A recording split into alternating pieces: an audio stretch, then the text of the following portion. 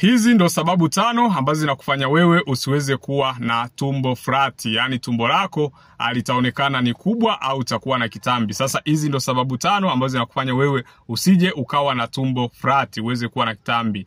Sababu namba 1, unakula baada ya saa 7 mchana na unakula baada ya saa 1 jioni. Kwa hiyo hapo huwezi kutengeneza tumbo lako likawa flat. Lakini pia unachelewa kulala. Kama ndugu yangu unachelewa kulala, ni ngumu sana kutengeneza tumbo lako likawa flat kabisa. Kwenye video zilizopita tumeelezea unatakiwa, mtu mwenye umri fulani unatakiwa kulala masaa mangapi. Lakini pia una stress za kutosha, unapitia msongo wa mawazo, basi huwezi kuwa na tumbo flat. Lakini pia unatumia vile tunasema cokes and drinks, ambavyo vyakula vyenye mafuta mengi, vyakula vilivyokaangwa, lakini na vinywaji vile kama pombe mara kwa mara unatumia, basi ujue ndugu yangu kuwa na tumbo flat.